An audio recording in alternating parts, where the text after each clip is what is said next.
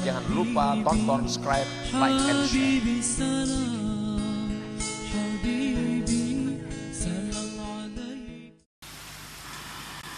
Bismillahirrahmanirrahim.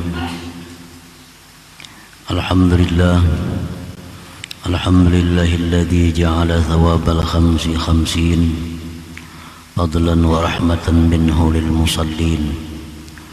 Ashhadu an la ilaha illallah wahdahu la syarika lahu rabbul alamin wa ashhadu anna sayyidana Muhammadan abduhu wa rasuluhu sayyidul mursalin. Allahumma salli wa sallim wa barik ala sayyidina Muhammadin as-sadiqil wa'dil amin wa ala alihi wa sahbihi wa tabi'in wa dhurriyyatihi wa atba'ihi ajma'in. Salatu wa salaman daimaini mutalazimaini ila yaumiddin, amma ba'du. Yang kita hormati dan kita cintai para habaib, para alim ulama, para muhibbin, hadirin hadirat rahimakumullah. Alhamdulillah, puji syukur kita haturkan kehadirat Allah Subhanahu wa ta'ala, yang mana pada malam ini Allah Subhanahu wa ta'ala kembali mempertemukan kita dan mengumpulkan kita di majelis yang penuh berkah dan rahmatnya ini. Salawat dan salam keharibaan junjungan kita, kekasih Allah Nabi besar Muhammad sallallahu alaihi wasallam dan keluarga, sahabat, zuriat dan pengikut beliau sampai hari akhir. Para muhibbin rahimakumullah, al-hikmatus sabi'ata asyrata ba'dal mi'ah minal hikamil ataiyah. Qala al-imam Ahmad ibn Athaillah as-Sakandari rahimahullah wa nafa'ana bi ulumihi wa asrarih. Hikmah yang ke-117 dari Al-Hikam, berkata pengarang Imam Ahmad bin Athaillah as-Sakandari rahimahullah, alima wujud ad-dha'fi minka faqallala a'dadaha wa alima ihtiyajaka ila fadlih fakassara amdadaha. Yang artinya, Allah Subhanahu wa ta'ala mengetahui akan adanya kelemahan daripada engkau wahai hamba, maka dia sedikitkan bilangan-bilangan sembahyang itu. Dan Allah mengetahui berhajatnya engkau wahai hamba kepada anugerah Allah, maka Allah perbanyak pahala-pahalanya sembahyang itu. Itulah makna hikmah yang ke-117 ini. Ayyuhal abdu alimallahu minka wujudad dha'fi wa takasulaka anha wa kasrata ishtighalika li ma'ashik faqallala adadas salah khamsa salawatin fi kulli yawmin wa laylah. Wahai hamba, Allah mengetahui daripada engkau adanya kelemahan dalam diri engkau,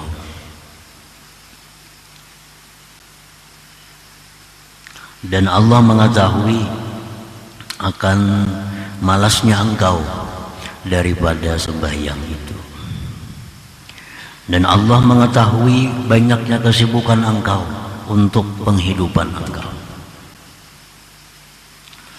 Maka Allah sedikitkan bilangan-bilangan sembahyang 5 waktu dalam sehari semalaman.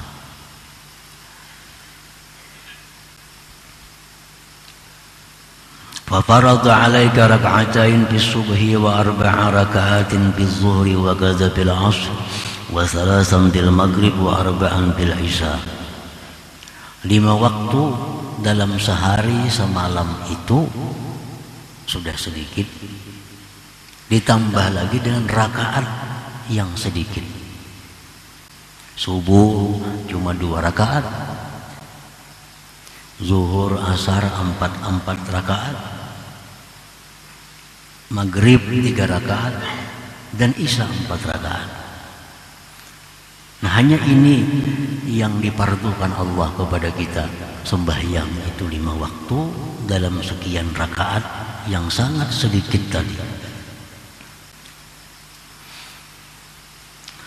Wa ja'ala hadha tartib bi hadha tafawut litakuna qariban min Allah.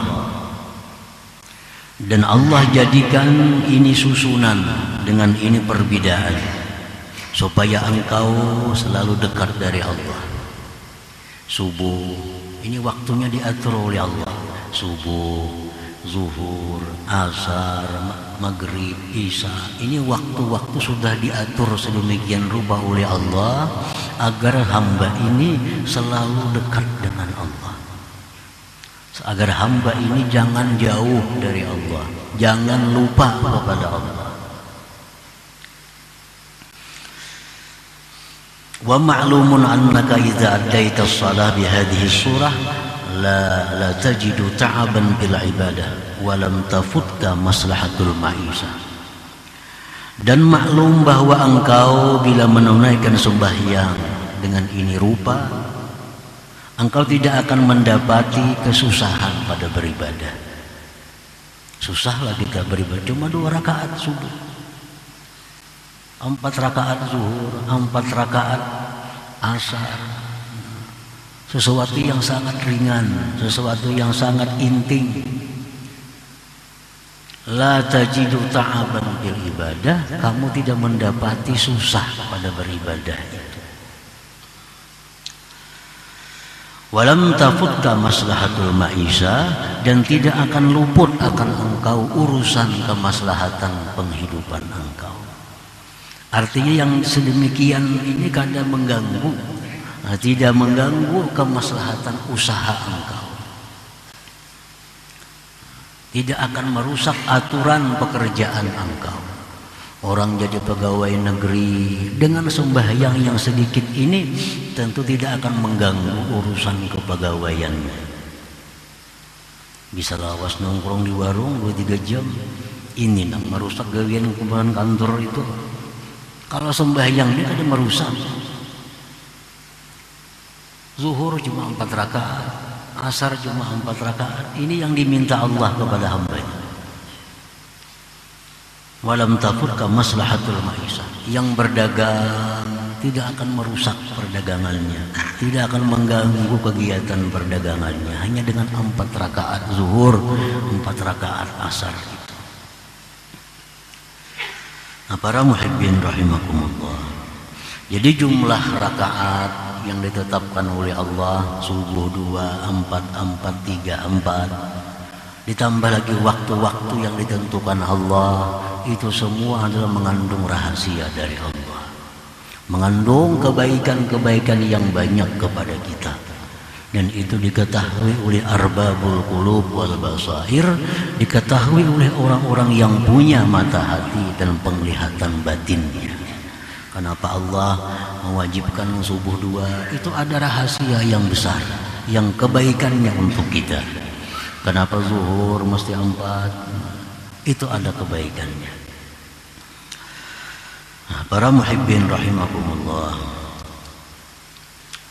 wa fi Iqadhul Himam, dalam kitab Iqadhul Himam disebutkan, famin lutfihi bik ayyuhal insan qallala a'dadaha ma'a sa'atiz zaman.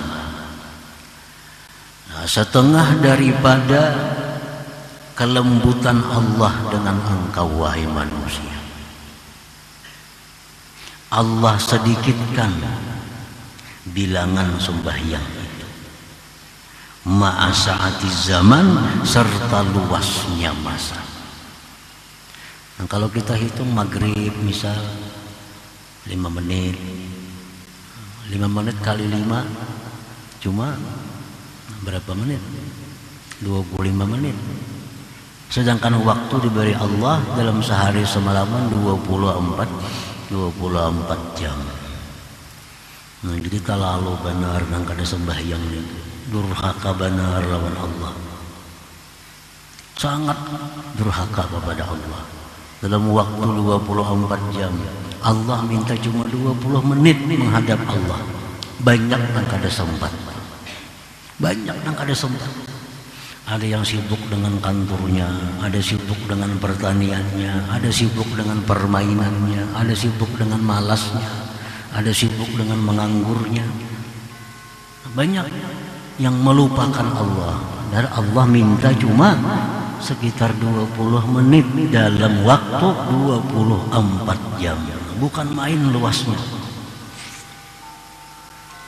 Dan lagi Allah, daripada lembutnya Allah, sembahyang yang 4 ini, zuhur, asar, isya, itu kalau dalam keadaan musafir bisa dibikin 2 rakaat. 2 rakaat lagi. Waktunya bisa diatur, diubah-ubah dalam keadaan musafir. Nah, juga kita bayangkan rahmat Allah itu. Mana sudah sedikit, didikiti Tuhan lagi pulang 4 jadi 2. Waktunya yang zuhur boleh dibawa ke asar, yang asar boleh dibawa ke zuhur. Nah, daripada mudahnya Allah, daripada lembut sayangnya Allah kepada hambanya. Agar apa? Agar hamba ini jangan jauh dengan Allah. Agar hamba ini jangan berpaling dari Allah. Karena bila hamba itu jauh dari Allah, hamba ini pasti akan rusak. Karena Allah itu sumber kebaikan, Allah sumber kemuliaan, Allah sumbernya kebahagiaan, Allah sumbernya ketenangan. Kalau kita jauh dari sumber itu, kita akan susah. Nah, jadi Allah itu menghendaki, mengingini agar kita ini selalu dekat dengan sumber ketenangan, dengan sumber kekayaan, sumber kemuliaan. Nah, maka Allah wajibkan kepada kita sembahyang itu. Faja'ala 'alaika salatan fi awwali nahari syukran lima azharahu laka min bahiri anwarih waliyakuna nuhuduka ilaihi fi awwali qiyamik jabran lima hasala min ghaflatika fi tuli manamik. Allah menjadikan atas engkau sembahyang di awal siang, subuh. Subuh ini awal siang. Nah, sembahyang subuh itu dijadikan oleh Allah, diwajibkan kepada kita agar dijadikan sembahyang itu bentuk syukur kita kepada Allah. Syukur datangnya siang. Nah, karena siang ini 5 asik. Siang ini untuk penghidupan engkau. Nah, untuk menghadapi datangnya siang itu, Allah menyuruh kita untuk syukur dengan sembahyang subuh 2 rakaat itu. Nah, yang kedua, agar hari dimulai dengan ibadah. Agar hari itu dimulai dengan ibadah. Nah, yang ketiga, subuh itu menambal kelalaian kita di waktu tidur. Nah, kita berapa jam lupa kepada Allah dalam keadaan tidur. Nah, bangun salat subuh, ini subuh fungsinya adalah sebagai penambal dari lalainya kita kepada Allah selama tidur tadi. Nah, ini fungsinya sembahyang subuh itu. 1, syukur kepada Allah datangnya siang. Yang kedua, mengawali siang dengan ibadah. Yang ketiga, menutupi kelingahan, kelupaan kita kepada Allah di waktu tidur di malam hari tadi. Nah, maka itu subuh ini diletakkan oleh Allah di awal siang itu. Nah, para muhibbin rahimakumullah. Nah, kenapa Allah menjadikan subuh itu 2 rakaat? Di dalam kitab Hikmatut Tasyri' disebutkan, karena itu waktu subuh itu waktu kita masih malas. Waktu masih malas, bangun guri, masih ringkut lagi awal, mata kurup-kurup lagi. Nah, jadi Allah cuma mewajibkan 2 rakaat. 2 rakaat. Dan lagi subuh sebagai pembuka. Pembuka itu biasa kadang mau banyak, masih sedikit. Makanan pembuka aja. Wadah-wadah kan, buah-buah kan, langsung nasi. Ada mau biasa makanan pembuka tuh sedikit gitu dulu.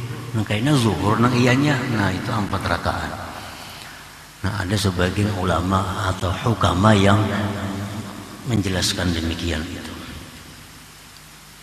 Jadi orang yang tidak sembahyang subuh, orang yang tidak mensyukuri datangnya siang, orang yang tidak memulai harinya dengan ibadah, orang yang tidak menutupi kelalaiannya kepada Allah di malam hari itu. Karena fungsi subuh demikian. Wa ja'ala 'alaika salatan wasatan nahar ikhmadan 'anka lima azharahu bidzalika al-waqti min wuqudi nari. Allah jadikan atas engkau sembahyang di tengah siang. Allah wajibkan sembahyang zuhur. Itu antara lain fungsinya adalah memadamkan neraka yang dinyalakan untuk engkau. Nah, panasnya zuhur itu ujar Nabi min syiddati paihi jahannam, min syiddati paihi jahannam. Panasnya zuhur itu adalah merupakan bersangatan hembusan napasnya jahannam. Nah, padamkan jahannam itu dengan sembahyang 4 rakaat. Nah, para muhibbin rahimakumullah. Jadi orang yang meninggalkan sembahyang zuhur itu artinya orang yang nerakanya selalu bernyala untuk dirinya. Orang yang meninggalkan zuhur tentu orang yang sangat renggang dengan Allah. Sembahyang zuhur ini sembahyang yang sangat dirindukan. Sangat dirindukan karena Allah mewajibkan zuhur setelah 6 jam dari subuh. Nah, orang-orang yang cinta kepada Allah, orang-orang yang hubungannya sangat bagus kepada Allah merindukan datangnya zuhur karena lama menunggu zuhur itu 6 jam. Dan Allah melarang sembahyang zuhur jam 10. Karena sudah ada waktu yang ditetapkan oleh Allah. Jadi sembahyang zuhur sembahyang yang merupakan maksukul arifin, sembahyang yang dirindukan oleh orang-orang yang kenal dengan Allah Subhanahu wa taala. Nah, oleh karena itu Allah mensyariatkan melalui Rasulullah sallallahu alaihi wasallam diadakan sembahyang duha. Nah, duha ini sembahyang orang yang sudah tidak tahan lagi menunggu kerinduannya kepada Allah, menunggu zuhur duha. Yang mana abdal waktunya di 1/4 siang sekitar jam 9:30 atau jam 9. Nah, ini sembahyang menyangga logika, menyangga mengurangi kerinduan kepada Allah. Diadakan sembahyang duha sehingga hubungan kepada Allah selalu terhubung, selalu terjalin. Jangan jauh daripada Allah Subhanahu wa taala. Wa ja'ala 'alaika salatan qurban sirafin nahar liyakuna syahidan laka biwujudi ta'atika indal malikil ghaffar wa litashhada 'alaika malaikatur rahman bisalah indal malikid dayyan. Kemudian lagi Allah menjadikan sembahyang, mewajibkan atas engkau sembahyang mendekati pulangnya siang. Ini siangnya hendak bulik. Kalau datangnya siang itu disambut dengan sembahyang subuh, maka buliknya siang ini diantar dengan sembahyang asar, Nah, sembahyang asar ini adalah sembahyang yang disaksikan oleh malaikat khusus artinya. Karena pada waktu asar itulah malaikat naik ke hadirat Allah Subhanahu wa taala membawa amal ibadah hamba yang dilakukan pada siang hari. Nah, begitu malaikatnya naik kepada Allah, Allah yang Maha Tahu itu bertanya kepada malaikat, "Wahai malaikatku, bagaimana kau tinggalkan hamba-hambaku?" Malaikat menjawab, "Kami tinggalkan mereka dalam keadaan sembahyang asar." Nah, ini sembahyang yang disaksikan oleh malaikat. Nah, sembahyang asar ini menurut sebagian besar ulama merupakan sembahyang wusta, sembahyang yang paling afdal dari 5 waktu itu. Nah, sampai-sampai ada hadis Nabi yang mengatakan bahwa orang yang ketinggalan sembahyang asar ini adalah orang yang dihabiskan segala-galanya. Ini sembahyang asar. Artinya orang yang meninggalkan sembahyang asar ini mau berbuat apa saja. Ada orang membunuh anaknya.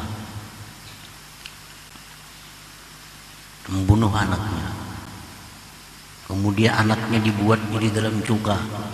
Mbak dibunuh. Dibuatnya dalam cuka. Cukanya dijualnya pulang. Cuka najis lagi nih. Macam-macam dosa diperbuatnya. Disampaikan kepada Rasulullah SAW tentang perilaku orang tadi. Ujar Rasulullah, itu orang kada sembahyang asar. Artinya orang yang tidak sembahyang asar, dia mau berbuat apa? Bisa membunuh, bisa menipu, bisa merampok, bisa apapun. Kalau orang yang meninggalkan sembahyang asar, ini sembahyang yang khusus daripada sembahyang lainnya. Jadi sembahyang asar ini diibaratkan hidup kita itu laksana sembahyang penutup. Orang yang selalu menjaga sembahyang asar, orang yang selalu menjaga sembahyang asar pada waktunya, itu ada semacam alamat bahwa orang ini adalah husnul khatimah. Ada alamat husnul khatimah. Orang yang melalaikan asar, orang yang kadang sembahyang kadang-kadang, orang yang kadang-kadang melewatkan asar dari waktunya, nah ini tanda-tanda orang ini su'ul khatimah. Karena asar ini penutup hari, penutup siang. Kalau penutup itu bagus, maka penutup umur kita pun bagus. Ini asar. Wa aujaba 'alaika salatan bi awwali zamanil lail istiftahan lidzalika az-zaman bi wujudi ta'atik kama istaftahta awwala naharik wastihfadan lima yatawakka'u min ajaibil lail. Kemudian lagi Allah wajibkan atas engkau sembahyang di awal masa malam. Nah, awal masa malam Allah wajibkan lagi sembahyang kita maghrib. Ini sembahyang adalah iftitah zamanil lail, pembuka malam. Karena begitu azan maghrib itu masuk malam. Mulai malam itu mulai maghrib gitu. Nah, jadi malam ini dimulai dengan sembahyang, dimulai dengan taat kepada Allah. Malam itu dimulai dengan ibadah. Dan lagi sembahyang maghrib itu fungsinya adalah sebagai minta penjagaan kepada Allah daripada hal-hal yang terjadi di malam hari. Nah, kalau malam itu ada hal-hal yang kejahatan, biasa malam itu datangnya bala bencana, biasa malam datangnya musibah. Nah, sembahyang maghrib ini fungsinya adalah merupakan minta perlindungan kepada Allah daripada apa yang akan terjadi di malam hari itu. Summa lamma aradta an tanama an saydik wa taghfula an rabbik wa tatamatta'a bi firashik amaraka an tudi'ahu bi hudurik ilaih wa ayyakuna akhiru ahdika bih wujuda ta'atik. Kemudian manakala engkau hendak tidur, engkau hendak meninggalkan Tuhan engkau hendak bersenang-senang dengan hambaran engkau, Allah wajibkan engkau sembahyang Isya 4 rakaat. Ini sebagai sembahyang perpisahan engkau dengan Tuhan engkau. Sembahyang Isya-nya 4 rakaat. Karena Imba Isya ini bakal guring. Isya penutup sembahyang malam. Nah, habis Isya ini kita bakal guring, kita bakal lupa kepada Allah. Jadi sebelum kita guring, sebelum tidur, sebelum lupa kepada Allah, ucapkan dulu perpisahan kepada Allah melalui sembahyang Isya itu. Nah, para muhibbin rahimakumullah. Jadi itulah antara lain hikmahnya Allah menetapkan waktu-waktu sembahyang demikian tadi. Nah, itu hikmahnya. Ada maksud-maksud khusus dari Allah yang intinya adalah agar kita selalu dekat dengan Allah Subhanahu wa ta'ala.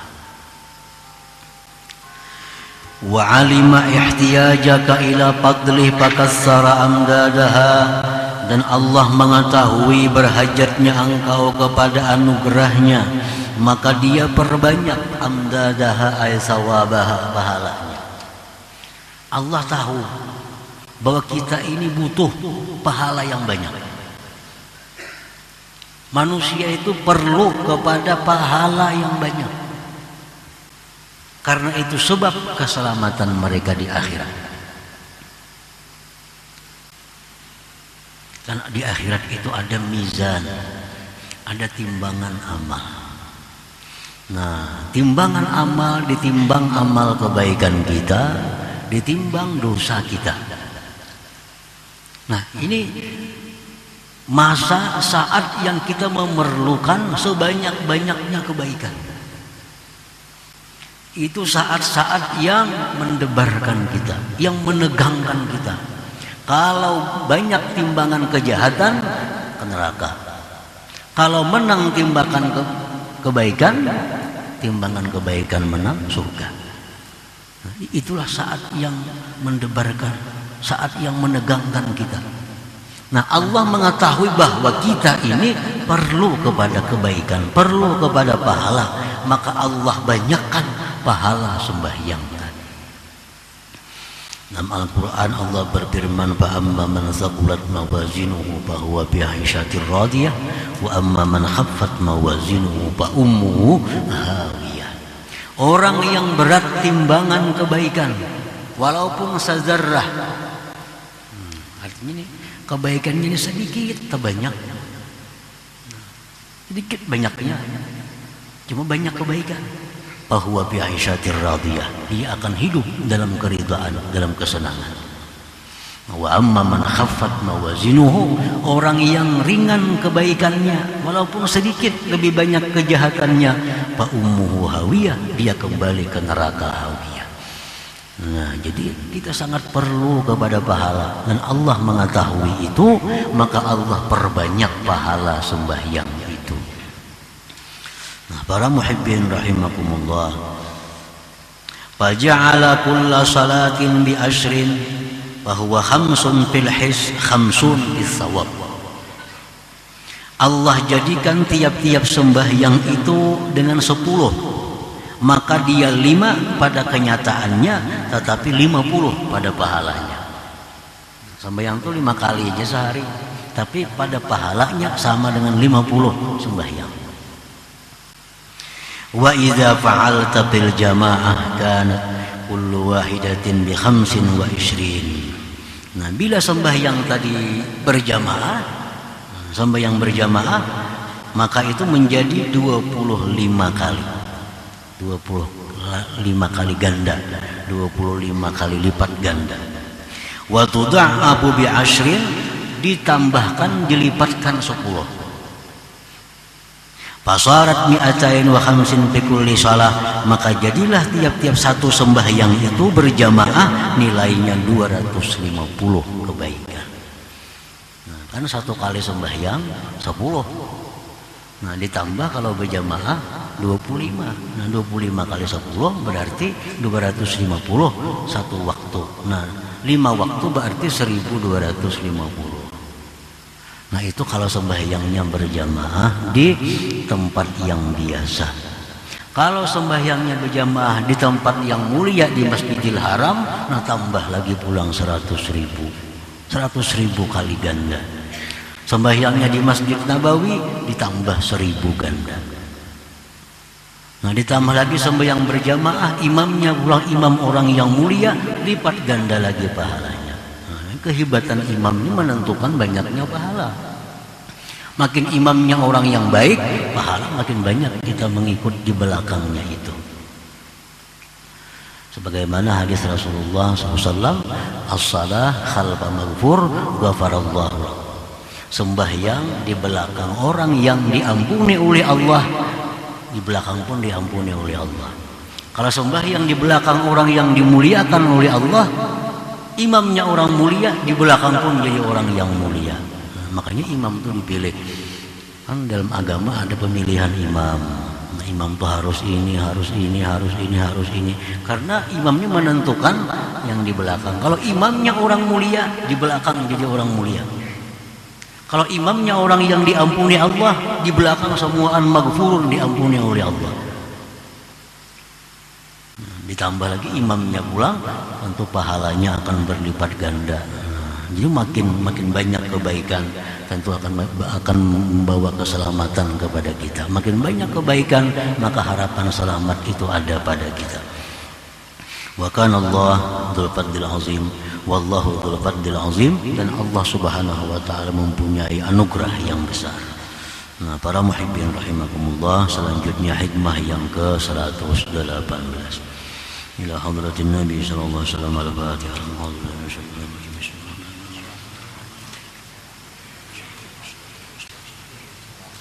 Shiratal ladzina المغضوب عليهم ولا الضالين يا الله بها يا الله بها يا الله بحسن الخاتمة يا الله بها الله بها يا الله بحسن الخاتمة يا الله بها يا الله بها يا الله بحسن الخاتمة ويا أيها الرجل منه شفاعة صلوا عليه سلموا تسليما اللهم صل وسلم.